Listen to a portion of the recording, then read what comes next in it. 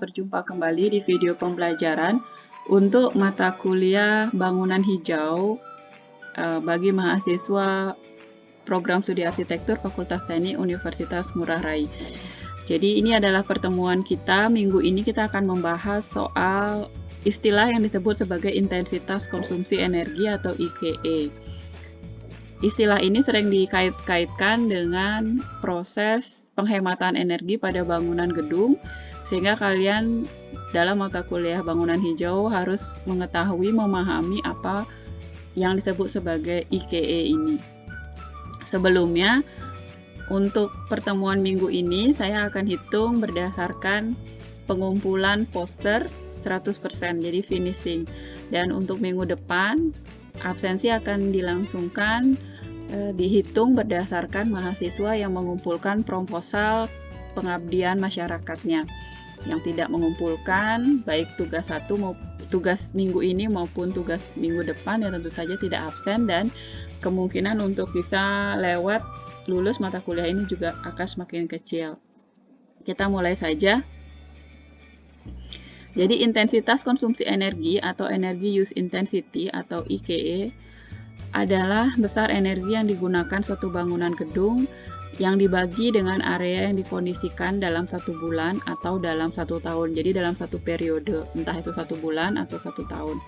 Area yang dikondisikan adalah area yang diatur temperatur ruangannya sedemikian rupa sehingga memenuhi standar kenyamanan dengan udara sejuk yang disuplai dari sistem tata udara gedung. Intensitas konsumsi energi adalah acuan untuk melihat seberapa besar konservasi energi yang dilakukan pada gedung tersebut.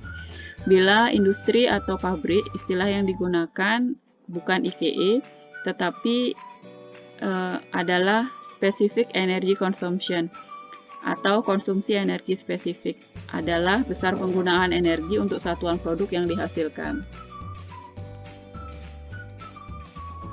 IKE dinyatakan dalam satuan kWh per meter persegi, dan hasil IKE harus sama atau lebih kecil dari nilai standar dan selalu diupayakan untuk dipertahankan lebih rendah di masa-masa mendatang.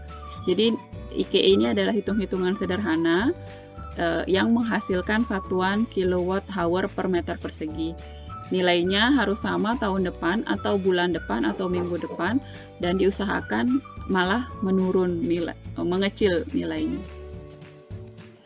Ini adalah standar ukuran besar IKE untuk tipe-tipe bangunan. Misalnya untuk perkantoran, nilai IKE itu sekitar 210 hingga 285 dengan operasi acuan penggunaan bangunan itu sekitar 2.600 jam per tahun atau 10 jam per hari atau 5 hari per minggu dan 52 minggu per tahun. Kalau untuk hotel, IKE-nya 290 hingga 400 dengan rata-rata seharusnya 350. Kalau hotel operasionalnya 24 jam dan sehingga dia masa operasionalnya per tahun adalah 8.736 jam.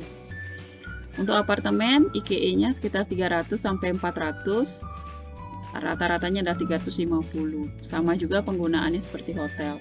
Untuk sekolah, batas bawah IKE adalah 195 dan batas atasnya adalah 265 dengan operasional 8 jam per hari saja. Untuk rumah sakit, IKE-nya 320, rata-ratanya 400, batas atasnya adalah 450. Untuk pertokoan 350 sampai 500. Jadi ini adalah angka-angka standar IKE untuk bangunan-bangunan yang dimaksud.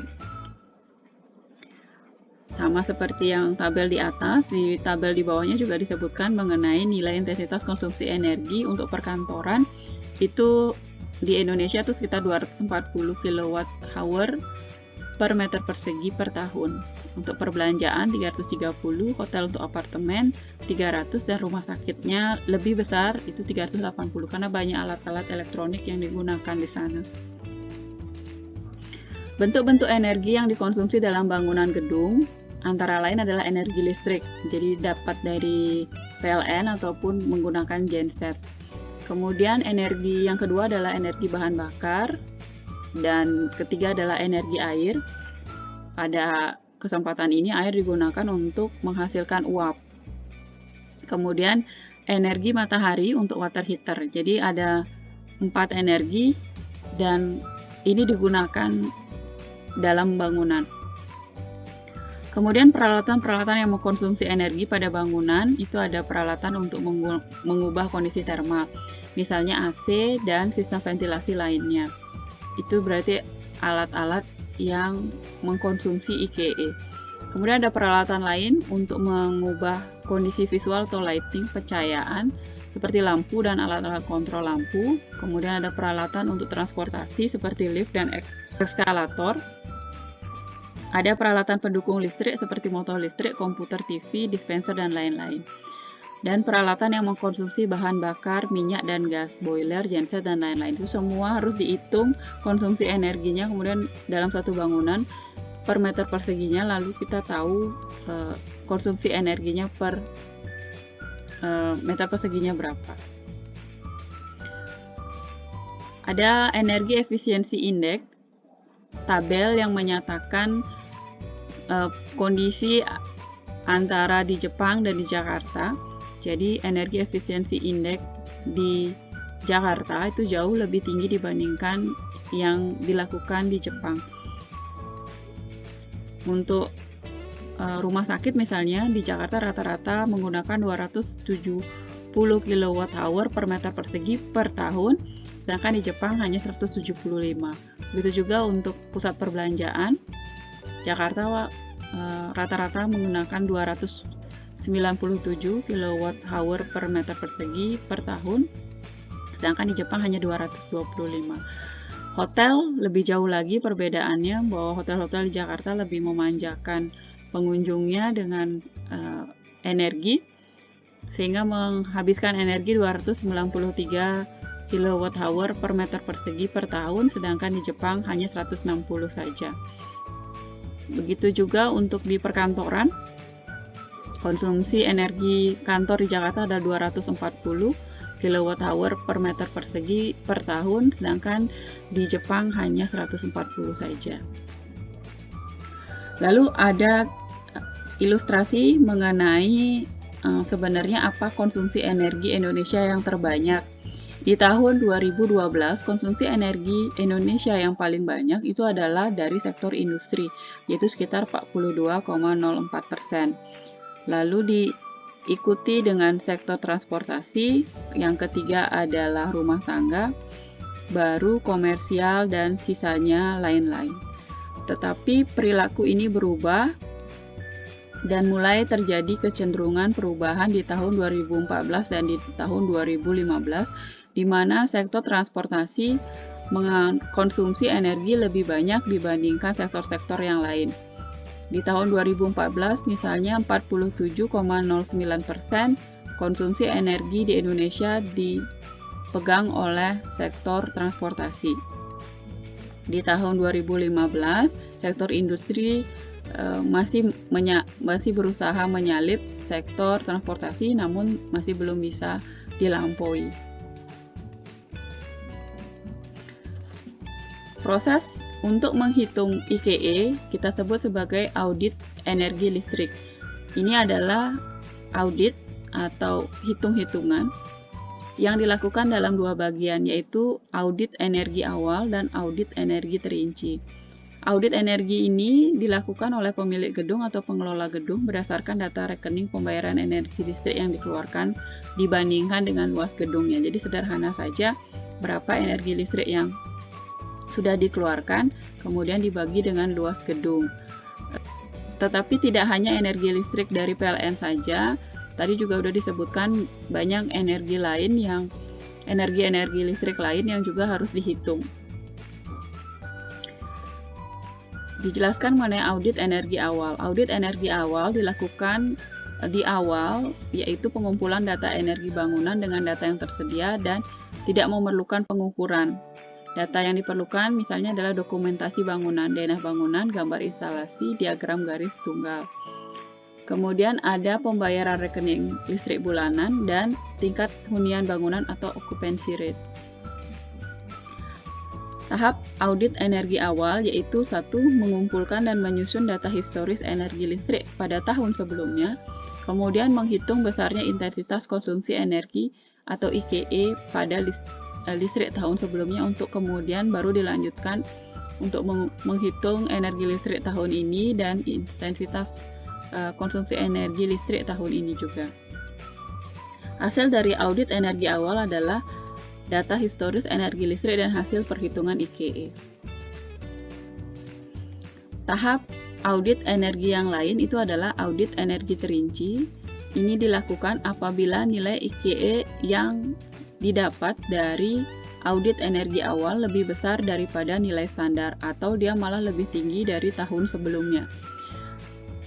Audit energi terinci juga dilakukan apabila alat-alat ukur energi telah tersedia dan terpasang lengkap di dalam gedung, terutama yang digunakan untuk mengukur besarnya IKE.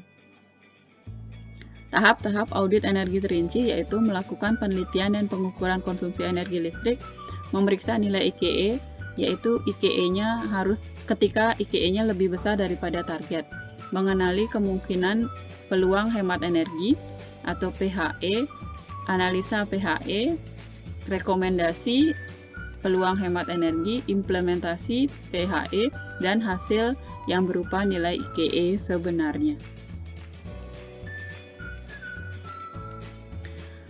Menghitung besarnya intensitas konsumsi energi atau IKE listrik, yaitu 1. Dilakukan dengan merinci luas bangunan dan luas total bangunan dalam meter persegi. Yang kedua, menghitung tingkat pencahayaan ruang, lux per meter persegi. Kemudian yang ketiga, menghitung daya listrik total yang dibutuhkan, kilowatt ampere atau kilowatt. Intensitas daya terpasang per meter persegi peralatan lampu, daya listrik terpasang per meter persegi luas lantai untuk keseluruhan bangunan, intensitas konsumsi energi, IKE listrik bangunan, dan biaya energi bangunan. Ini contoh tabel bangunan gedung yang tidak ber-AC nilai IKE-nya. Jadi kalau nilai IKE-nya adalah 0,84 sampai 1,67 kWh per meter persegi per bulan, maka disebut sebagai kriteria efisien.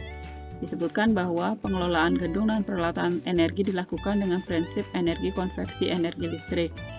Yang kedua, pemeliharaan peralatan energi dilakukan sesuai dengan prosedur. Kemudian yang ketiga, efisiensi penggunaan energi masih mungkin ditingkatkan melalui penerapan sistem manajemen energi terpadu.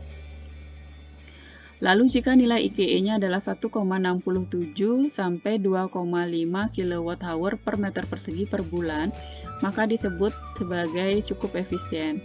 Keterangannya adalah penggunaan energi cukup efisien namun masih memiliki peluang konservasi energi. Kemudian yang B, perbaikan efisiensi melalui pemeliharaan bangunan dan peralatan energi masih dimungkinkan. Jika nilai IKE-nya 2,5 sampai 3,34 kWh per meter persegi per bulan, maka termasuk kriteria boros. Dengan keterangan, audit energi perlu dilakukan untuk menentukan langkah-langkah perbaikan sehingga pemborosan energi dapat dihindari.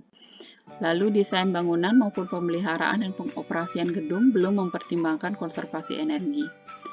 Dan yang terakhir, jika nilai IKE yang didapat adalah 3,34 sampai 4,17 kWh per meter persegi per bulan, maka akan termasuk kriteria sangat boros. Dengan keterangan, instalasi peralatan, desain pengoperasian, dan pemeliharaan tidak mengacu pada penghematan energi. Kemudian agar dilakukan peninjauan ulang atas semua instalasi atau peralatan energi, serta penerapan manajemen energi dalam pengelolaan bangunan. Dan yang terakhir, audit energi adalah langkah awal yang perlu dilakukan. Jadi ketika dia sangat boros, maka dia perlu melakukan audit energi. Apa penyebab keborosan ini terjadi? Intensitas konsumsi energi pada bangunan gedung komersial dapat berbentuk IKE per tahun per luas bangunan atau IKE per tahun terhadap luas bangunan yang menggunakan AC dan IKE per tahun terhadap luas yang disewakan. Jadi tergantung kebutuhannya perhitungan intensitas konsumsi energi ini. Demikian materi untuk minggu ini mengenai intensitas konsumsi energi. Semoga kalian terinspirasi. Sampai ketemu lagi minggu depan. Om Santi Santi Santi Om.